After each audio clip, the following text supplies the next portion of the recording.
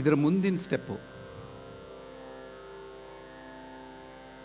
ಅವರು ಪಲ್ವಿ ಕಮ್ಮಟದ 8 ತಿಂಗಳಾಗಿತ್ತು. ಮತ್ತು Mysuru music association ಕಚೇರಿನೋ ಏನೋ ಅದಕ್ಕೆ ಬಂದಿದ್ದಾಗ ನಮ್ಗೆ ಇನ್ನೇನಾದರೂ ಇನ್ನೊಂದೇನಾದ್ರು ಹೇಳ್ಕೊಡಿ ಅಂತ. ಅಯ್ಯೋ ಮಾರಾಯ ಏನ್ರಯ್ಯ ಹೀಗೆ ಬಂದಿದ್ದೀರಲ್ಲ ಅಂತಂದರು.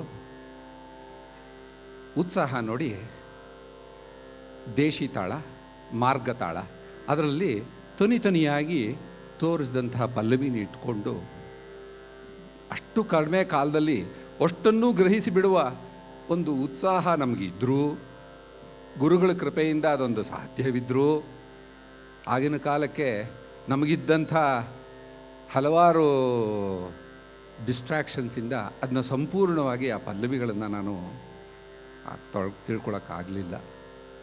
ಅಣ್ಣಗಾರು ಅಂತ ಕರೀತಿದ್ದಂಥ ರಾಚಂದ್ರಶೇಖರಯ್ಯನವ್ರ ಜೊತೆ ಅವರು ಸೇರಿಕೊಂಡು ಮಾಡಿದಂಥ ಹಲವಾರು ಮಾತುಕತೆಗಳಿಂದ ರಾಚಂದ್ರಶೇಖರಯ್ಯನವರು ಸ್ಫೂರ್ತಿಯಿಂದಲೂ ಅವರ ಬುಕ್ನಲ್ಲೂ ಅದನ್ನ ಹೇಳಿದ್ದಾರೆ. ಅವರು ಎಷ್ಟು ಮಾರ್ಗ ತಾಳಗಳಲ್ಲೂ ದೇಶಿ ತಾಳಗಳಲ್ಲೂ ಪಲ್ಲವಿಯನ್ನು ರಾಚಂದ್ರಶೇಖರಯ್ಯ ಮಾಡಿಟ್ಟಿದ್ದಾರೆ.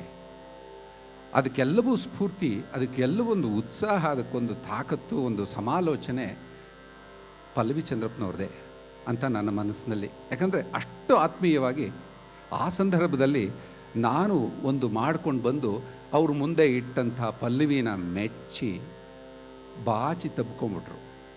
ಒರೆ ಇದ್ಯೇನಯ್ಯ ಹೀಗೆ, ತುಂಬ ಸಂತೋಷ ಆಗೋಯ್ತು, ನಿನಗೆ ನನ್ನ ಸಂಪೂರ್ಣ ಆಶೀರ್ವಾದ ಇದೆ ಅಂತ ತಲೆ ಮೇಲೆ ಎತ್ತಿಟ್ಟು ಕೈ ಇಟ್ಟು ಆಶೀರ್ವಾದ. ಅವರು ಶ್ರೀ ಮಹಾ ತ್ರಿಪುರ ಸುಂದರಿ ಅಲ್ಲವೇ. ಆಗ ನನಗೆ ಬಾಲಾ ಮಂತ್ರದ ಉಪದೇಶ ಆಗಿದ್ದರಿಂದ ರಾವೇ ಬಾಲಾಂಬಿಕೆ ದಶಮಾತೃಕಾ ಸ್ವರೂಪಿಣಿ ಅಂತ ನಾನು ಮಾಡಿದಂಥ ಪಲ್ಲವಿ. ಒಂದು ಬಲಗೈನಲ್ಲಿ ಸಂಪಗ್ವೇಷ್ಟಾಕ, ಎಡಗೈನಲ್ಲಿ ರಾಜತಾಳ. ಸೂಚ್ಯವಾಗಿ ತೋರಿಸ್ಬಿಡ್ತೀನಿ. ಅದೇ ಒಂದು ದೊಡ್ಡ ಕಚೇರಿನೇ ಮಾಡಿಬಿಡ್ಬೋದು. ಆಂಧ್ರ ಪ್ರದೇಶದಲ್ಲಿ ನಾನು ಮಾಡಿದ್ದೀನಿ ಆ ಕಚೇರಿನ. ಇರಲಿ, ಹೈಮವತಿ ರಾಗದಲ್ಲಿ ಹಾಡು ಅಂತ ಅವರೇ ಹೇಳಿದ್ದು. ಅವರು ಷಡ್ವಿಧ ಮಾರ್ಗಣಿ ಇತ್ಯಾದಿ ಅಪರೂಪ ರಾಗಗಳಲ್ಲಿ ಅವರು ಕಂಪೋಸ್ ಮಾಡಿ ನೊಟೇಷನ್ಸ್ ಹಾಕಿಸಿ ನಮ್ಮ ಹತ್ರ ಬರೆಸ್ತಾಯಿದ್ರು. ಆ ಸಂದರ್ಭದಲ್ಲಿ ಹೈಮವತಿಲಿ ಅದನ್ನ ಮಾಡು ಅಂತ ಹೇಳಿದ್ರಿಂದ ಹೈಮವತಿನಲ್ಲಿ ರಾವೇ ಬಾಲಾಂಬಿಕೆ ದಶಮಾತೃಕಾ ಸ್ವರೂಪಿಣಿ ಅಂತ ನೋಡಿ. ಸಂಪಗ್ವೇಷ್ಟಕ ಅಂತಂದರೆ ಒಂದು ಪ್ಲುತ, 3 ಗುರು, ಒಂದು ಪ್ಲುತ. ಪ್ಲುತ ಅಂತಂದರೆ 3 ನಾಕಗಳು, ಗುರು ಅಂತಂದರೆ 2 ನಾಕಗಳು.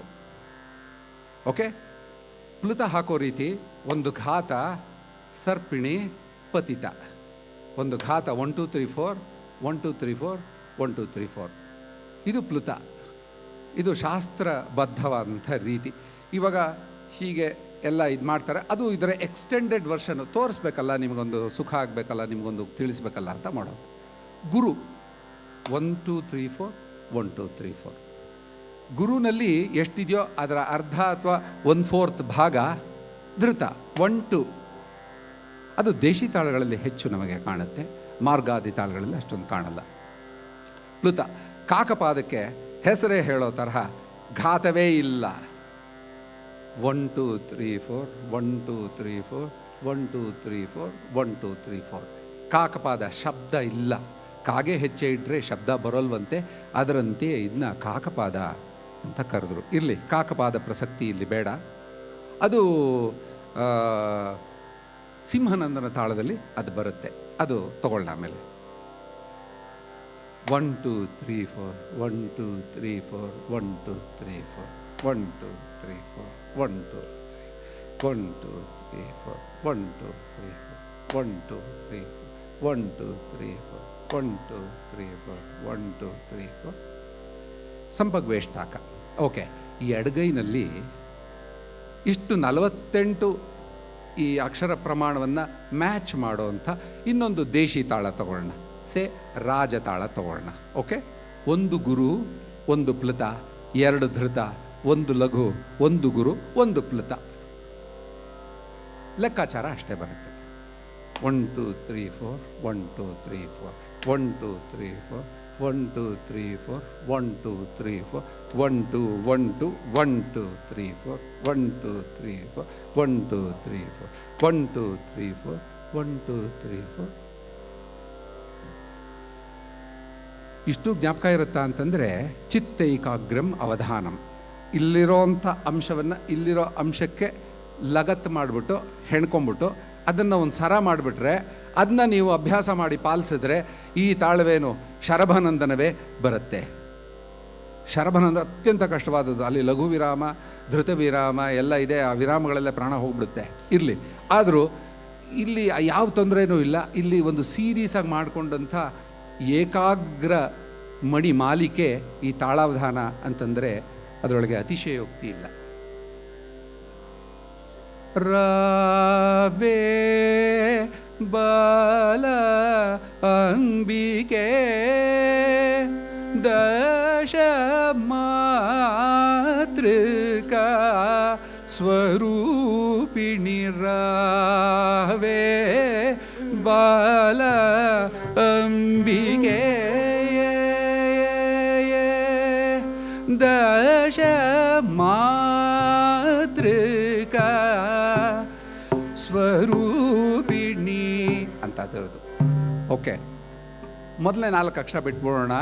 ಇದರೊಳಗೆ ರವೇ ಬಾಲ ಅಂಬಿಕೆ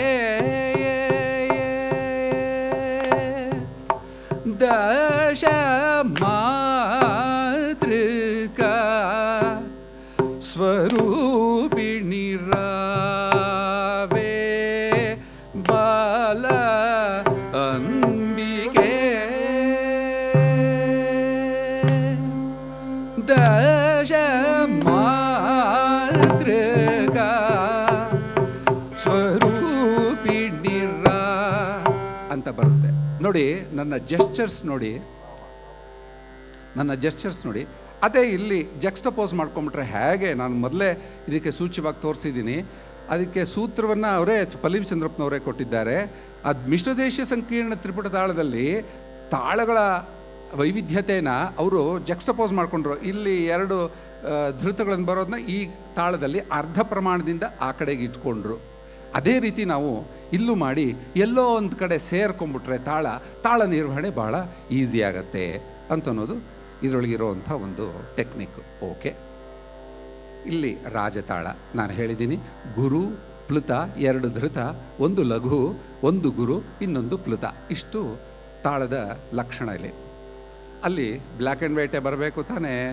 ಗುರುವಿಂದ ಆರಂಭ 8 ಬಿಟ್ಬಿಡೋದು. ರಾವೇ ಬಾಲ ಅಂಬಿಕೆ ದಶ ಮಾತೃಕಾ ಸ್ವರೂಪಿಣಿ ರವೇ ಬಾಲ ಅಂಬಿಕೆ ದಶ ಮಾತೃಕಾ ಸ್ವರೂಪಿಣಿ ರ. ಓಕೆ, 2 ಒಟ್ಟಿಗೆ ಹಾಕೋಣ ಈಗ.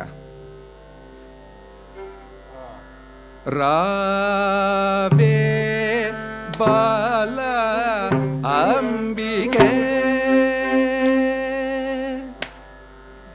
ದಶ ಮಾತೃಕಾ ಸ್ವರೂಪಿಣಿ ರವೇ ಬಾಲ ಅಂಬಿಕೆ ದಶ ಮಾತೃಕಾ ಸ್ವರೂಪಿಣಿ ರ. ಆಹಾ,